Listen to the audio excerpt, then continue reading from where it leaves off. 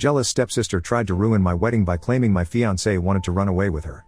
So I called her husband and told him about it, leading to their divorce. I, 25F, recently got married to my fiancé and boyfriend of almost 7 years, Noah, 25M. My entire family was invited to the wedding, including my stepsister, Charlotte, 24F. Our parents got married when I was 9 years old and Charlotte was 8.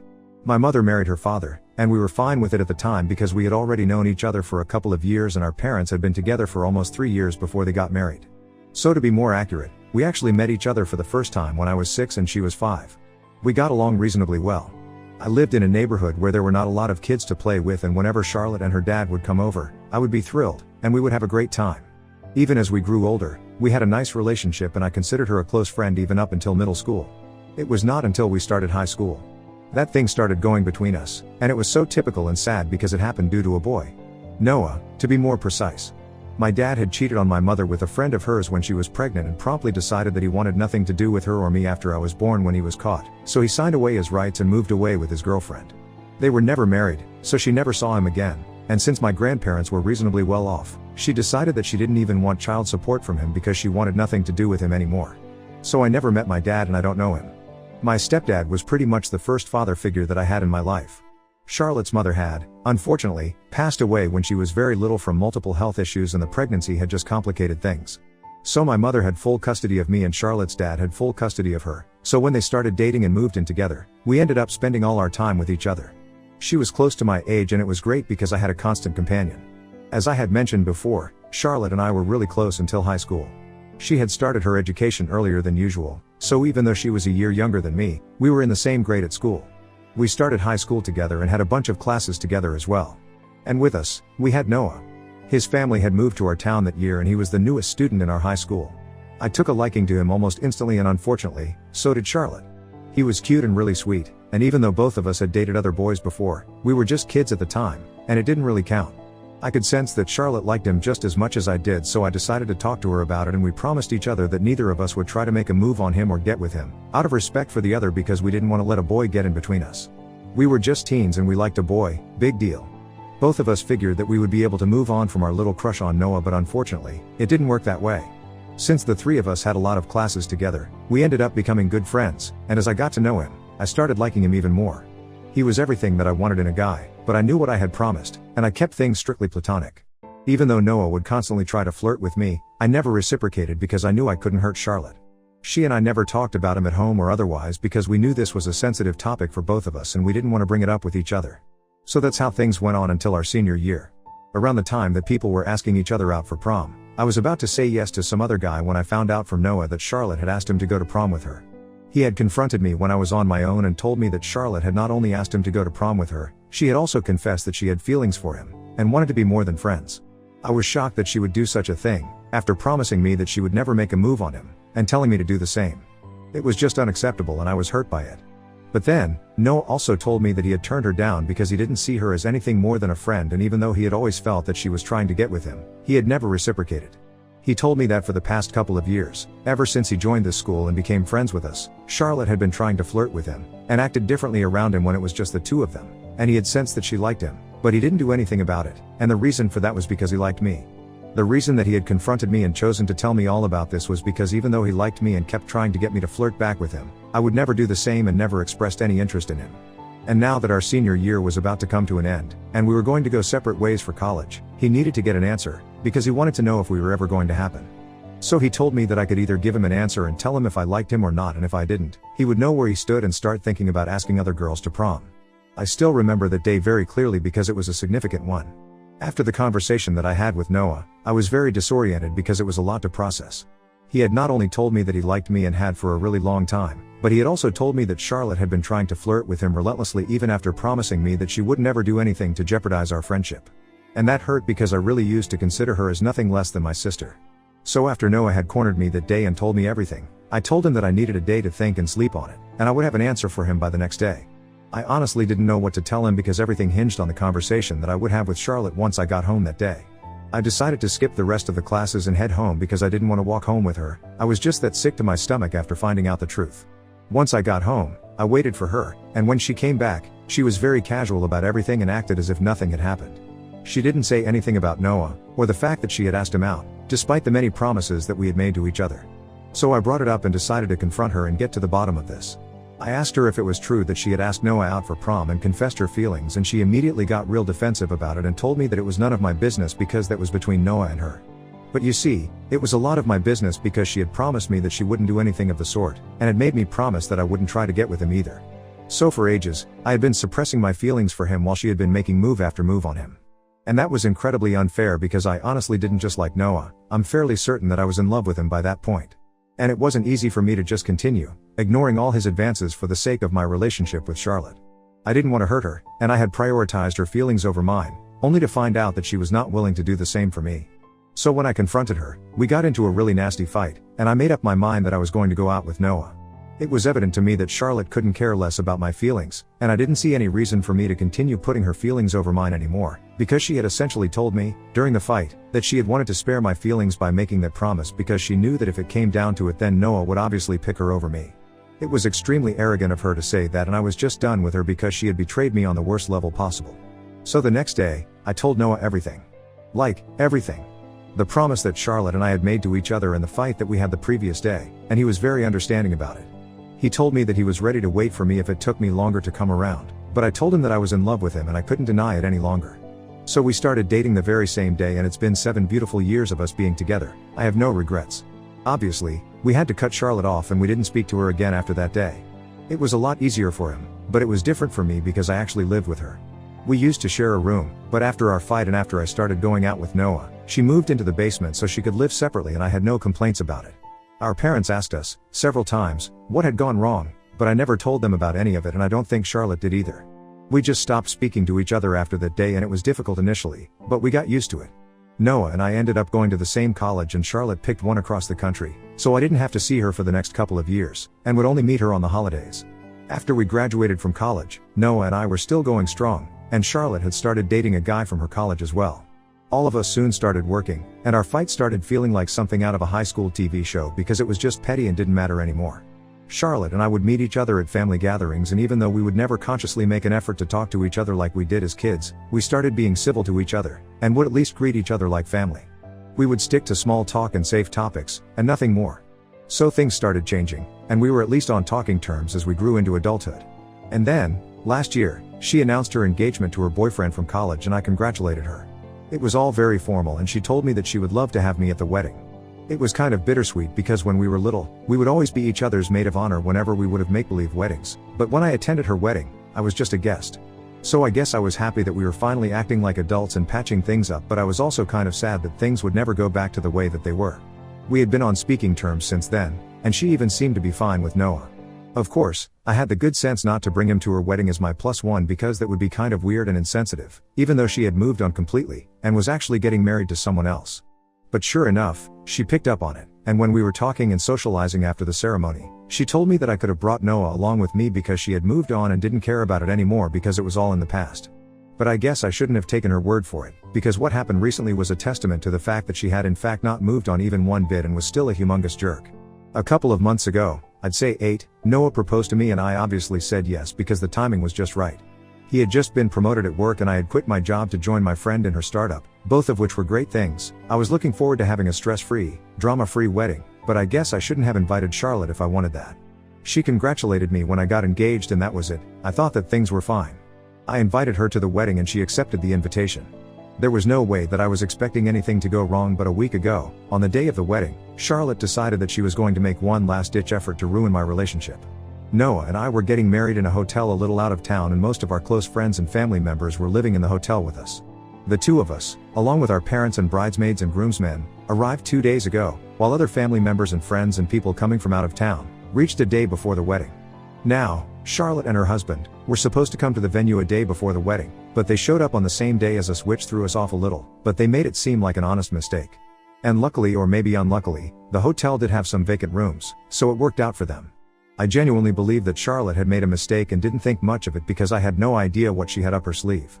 But on the day of my wedding, I finally understood what she was trying to do. I was getting my makeup done and stuff when I noticed her constantly looking outside my room, and I thought that it was a bit strange because the guests were supposed to be either in their rooms or just having fun. After all, we had booked a major part of the hotel that we were staying in and they were free to do whatever they wanted until it was time for the ceremony. So for her to leave all of that, and lurk outside my room was kind of weird, especially since she was neither a bridesmaid nor my mom. Once I was ready, my bridesmaids and my mother went to their rooms to get dressed and get their makeup done themselves. There was just 1 hour to go before the ceremony was supposed to start, and since they didn't need as much time to get dressed and everything, I figured that we would have enough time to get down to the venue on time and decided to take a little walk down the corridor outside my room to calm my nerves. I couldn't leave that floor or go anywhere else because I didn't want anybody else to see me in my wedding dress, but right then, I was caught by Charlotte outside my room, and she pulled me aside, saying that she wanted to talk about something very important to me. I had no idea what this could be about because she and I, while we had been on speaking terms, hadn't actually had any intimate or personal conversations, so this was a bit weird. But I let her talk to me out of curiosity. And then, she started telling me that she had reached the hotel a day earlier than scheduled, not by accident, but on purpose because apparently, Noah had asked her to. She told me that she had come, only because he had asked her to, but she had no idea why he had asked her to come earlier so that he could ask her to elope with him. She fed me some rubbish story about how Noah had contacted her around 2 weeks before the wedding, saying that he was getting cold feet, and he was afraid that he was making a mistake by marrying me because it had taken him a long time, but he had finally come to terms with the fact that he was no longer in love with me, but had fallen for her. She said that apparently, they had been in touch behind my back for a really long time, but it had all been platonic. However, he had fallen for her and had told her to come by earlier so that they could run away together. And he had been pressuring her to agree to his reckless plan, ever since she had shown up at the hotel, since he didn't feel brave enough to talk to me because he was afraid that I would end up doing something crazy, and he didn't want to be responsible for it or even around me when it happened. But apparently, my dear Charlotte couldn't do this to me, and believed that she had to be honest with me. So she, like a normal person, had picked the hour before my wedding to come clean to me about this huge thing. Now, obviously, I was fully aware of the fact that she was lying through her teeth about all of this because I had faith in Noah, and I knew that he would never do something like this to me. And besides, he was a very straightforward and blunt guy, and if he had something to say, he would just say it to my face instead of going behind my back. He and I were not cowards who ran away from problems. This story that Charlotte was telling me seemed pretty out of character for him, which is how I was able to tell that she was lying. It was infuriating because she was pretending like it was coming from a place of concern, and she was worried about me and my relationship. I knew that she was actively trying to create drama when there was nothing happening just to spoil my wedding, so I decided to go even lower and called up her husband right in front of her. I didn't have his phone number, but I did follow him on Instagram, so that's where I placed the call. I was pretending to be devastated and I was standing in front of Charlotte, so she couldn't exactly see what I was doing on my phone, but she didn't stop me because she figured that I was probably going to call Noah and confront him, or even break up with him, and that's what she wanted. But she didn't have a clue that I was actually calling her husband, who was in another part of the hotel, and thankfully, he answered my call. I repeated everything that Charlotte had said to me before asking if that was true, and she didn't say a word because she was still thinking that it was probably Noah that I was on a call with. I don't even know what she was planning because one look through their texts and emails would tell me the truth, so I had no idea what her game was here. But anyway, after I was done talking, I decided to put my phone on speaker so that Charlotte would also be able to hear her husband's response. And sure enough, her husband was shocked to hear about all of this and said that he was going to come back to his room immediately. And when Charlotte heard her husband's voice on the phone as opposed to Noah, she freaked out completely and started screaming at me. She said that I was trying to sabotage her marriage on purpose, and I just told her that I was doing to her exactly what she was trying to do to me, and then walked back into my room. I told my bridesmaids what had happened and said that they needed to make sure that she didn't turn up at the wedding or during the ceremony because I didn't trust her and I wanted her out. But turns out, I didn't have anything to worry about because the ceremony went smoothly and Charlotte didn't even try to interrupt anything by showing up because I guess she was too busy trying to smooth things out with her husband after the little stunt that she had pulled. And nobody at the wedding even noticed that she was not present, except for our parents. After the ceremony, when they asked me where Charlotte was, I told them that I would tell them later, but I didn't have any intention of letting them know because it wasn't important to me. After everything was wrapped up, I contacted the hotel authorities to ask what had become of Charlotte's room, and to my satisfaction, they told me that she had checked out during the wedding, and they were gone now. Nobody brought up anything in the aftermath of the wedding, and I was glad about it because I only wanted to enjoy being a newlywed without having to talk about Charlotte and her stupid little act. I did tell Noah about it and we had a good laugh afterward, but that was about it. However, it's been a week since then, and 2 days ago, we found out that Charlotte and her husband were separating. Our parents were the ones who informed me and said that her husband had apparently called them up and yelled at them about how awful Charlotte was and told them that they needed to come and get her because she refused to leave their house, and if she didn't go, he would call the cops on her. So they had to pick her up, and they found out that they were separating because her husband had found it very insulting that Charlotte had reached the wedding venue early on purpose because she wanted to sabotage me. He had heard the entire story from me, and for ages, he had been hearing about how great Noah was, and how Charlotte should have been the one to end up with him from her friends, who are clearly very stupid, and he couldn't take it anymore because it was very obvious that she still had feelings for him, and that's why she was trying to ruin my wedding. That was pretty much the last straw for him, and he had decided that he was going to end this marriage, because no matter how much she insisted on it, she was in love with someone else, and it wasn't something he could deny anymore. So they are going to get divorced, and I don't know why, but my parents think that this is my fault and are blaming me for it. They think that, despite what Charlotte had tried to do, I should have kept her marriage and her husband out of it, because by dragging him in and calling him, I had ruined her marriage. So now, they expect me to apologize to her and are refusing to talk to me because I said I was not going to do that. I literally do not understand how this is my fault because I didn't ask Charlotte to do something so psychotic. All I did was hit her where it hurt because she tried to do it to me first. That's all that I did, and think it's very unfair to hold it against me. She ruined her own marriage, and I had nothing to do with it. Noah also feels the same way, but my parents and a lot of our mutual friends with Charlotte are on her side, and it's screwing with my brain right now. Ida for involving my stepsister's husband when she tried to sabotage my wedding on purpose by lying about my husband. Update 1. Hello, people of Reddit. First and foremost, I would just like to thank everyone who commented on my original post and made sure to tell me that I am not in the wrong here. That helped me realize how unfair my parents and a couple of my friends were, so I decided to cut them off. Honestly, I don't see any other way out of this, because if I don't cut ties with them, then they will just continue blaming me for it and making me feel like crap about it.